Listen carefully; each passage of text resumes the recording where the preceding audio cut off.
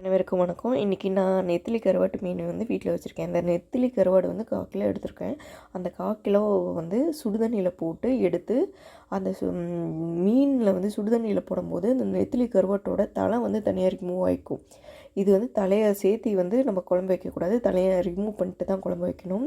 தலையை ரிமூவ் பண்ணிட்டு ஒரு தடவைக்கு 4 தடவை கூட வாஷ் பண்ணிக்கலாம். நல்லா வாஷ் பண்ணி, ஏன்னா இதில் மண்ணும் உப்பு தன்மையும் அதிகமாக இருக்கும். நல்லா வாஷ் பண்ணி எடுத்து வச்சுக்கணும்.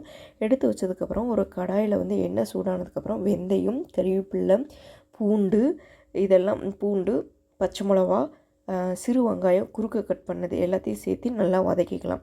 நல்லா இதெல்லாம் வதங்கினதுக்கப்புறம் தக்காளி 2 தக்காளியை கட் பண்ணி பொடிசாக கட் பண்ணி சேர்த்துக்கிட்டு அது வதங்குறதுக்கு நம்ம உப்பு தேவையான அளவு உப்பு சேர்த்து வதக்கிக்கலாம். வதங்கிட்டு இருக்கும்போது நம்ம குறுக்கு கட் பண்ணி வச்சுருக்கிற பொடிசாக கட் பண்ணி வச்சுருக்க கத்திரிக்காயும் இந்த எண்ணெயிலேயே வதங்கிட்டோன்னு கொஞ்சம் நேரம் எண்ணெயில் வதக்கிட்டு அதுக்கப்புறம் அதுக்கு தேவையான மஞ்சத்தூள், மல்லித்தூள், கரம் மசாலா வீட்டில் அரைச்சதை எல்லாத்தையும் சேர்த்து நல்லா வதக்கிக்கலாம். வதக்கிட்டு நம்ம நல்லா வாஷ் பண்ணி வச்சுருக்கிற கருவாடு அதையும் இதிலேயே சேர்த்துக்கலாம். சேர்த்து நல்லா எண்ணெயில் கொஞ்சம் நேரம் வதங்கட்டுன்னு விட்டுட்டு அதுக்கப்புறம் நம்ம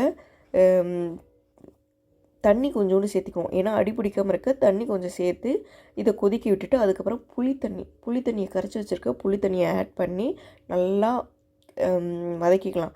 வதக்கினதுக்கப்புறம் நம்மளுக்கு குழம்பு அதிகமாக தேவைன்னா ஒரு 5 நிமிஷம் இது புளித்தண்ணியில் கொதிக்கட்டுன்னு விட்டுட்டு அதுக்கப்புறம் நம்மளுக்கு தேவையான அளவு தண்ணியை சேர்த்து கொதிக்க விட்டு சிம்லேயே வச்சு கொதிக்க விடலாம். சிம்லேயே வச்சு கொதிக்க விடும்போது இந்த தண்ணி சுடும்.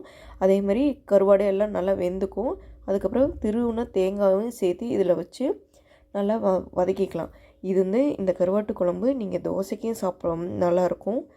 களி, சாப்பாடு எதுக்கு வேணுமாலும் சேர்த்துக்கலாம். இது நல்லா புளி ஊற்றிருக்கனால நார்மல் கத்திரிக்காய் குழம்பு மாதிரி தான் இருக்கும். ஆனால் கருவாடு சேர்த்துருக்கனால இன்னும் கொஞ்சம் டேஸ்ட்டு நல்லாயிருக்கும்.